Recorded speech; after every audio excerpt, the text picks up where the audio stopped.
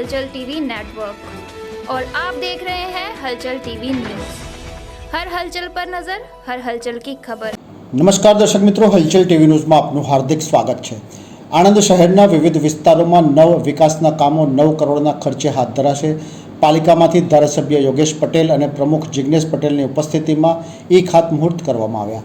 આણંદ નગરપાલિકા દ્વારા આગામી દિવસોમાં જુદા જુદા વિસ્તારોમાં 9.24 કરોડના ખર્ચે વિવિધ વિકાસના કામો હાથ ધરાનાર છે, જેના ઈ ખાતમુહૂર્ત ધારાસભ્ય યોગેશ પટેલ, પાલિકા પ્રમુખ જિગ્નેશભાઈ પટેલ, ભાજપ મહામંત્રી જગતભાઈ પટેલ, શહેર ભાજપ પ્રમુખ મયુર પટેલ, મહામંત્રી સ્વપ્નિલ પટેલ અને અમિત ઠાકોરની ઉપસ્થિતિમાં કરવામાં આવ્યા। આણંદ શહેરના મંગળપુરા વિસ્તારમાં ટીપી 4માં RCC road, paver block, footpath, street light તથા ફાઇનલ પ્લોટ નંબર 135થી 146 આરસીસી રોડ, રામપુરામાં આવેલા શાળા નંબર 32નું નવીનીકરણ, ગણેશ ચોકડી rubber model paving block, Bakrol bus stand પાસે toilet block, HM Patel centre પાસે ટોયલેટ બ્લોક, લોટિયા બાગોળ ધોળી ફળિયામાં સીસી રોડ તેમજ શાસ્ત્રી બાગની પાછળ સ્ટ્રોમ ડ્રેનેજની કામગીરી હાથ ધરવામાં આવશે। આમ આણંદ નગરપાલિકા દ્વારા વિવિધ વિકાસના કામો હાથ ધરવામાં આવ્યા।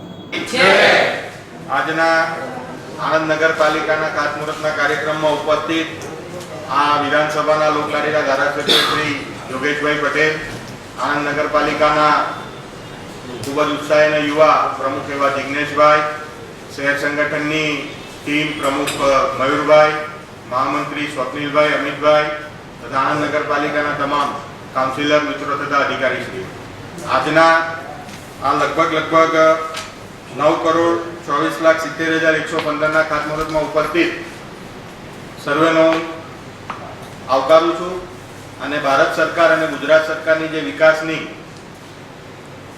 એક ધરોહર જે ચાલી છે તેના ભાગ સ્વરૂપે આણંદ નગરપાલિકા પણ ખૂબ જ ઉત્સાહથી આગળ વધીને ખૂબ જ વિકાસના કામોમાં અગ્રેસર રહે છે તેને બિરદાવું। અસ્તુ, વંદે માતરમ, ભારત માતા કી જય।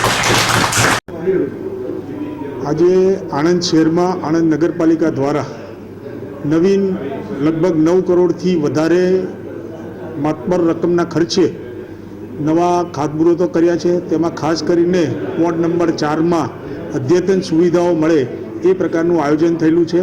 એક ખૂબ જૂની બાકરોલ વિસ્તારમાં આવેલી રામપુરા સ્કૂલનું પણ એ નવીનીકરણનું લગભગ 1.25 કરોડના ખર્ચે એક નવી સ્કૂલ બનવા જઈ રહી છે, ત્યારે આણંદ શહેરને નવી સુખાકારી સુવિધાઓ મળશે એ અભ્યર્થના સાથે આણંદ નગરપાલિકાના પ્રમુખ અને તેમની ટીમને શુભેચ્છા પાઠવું છું।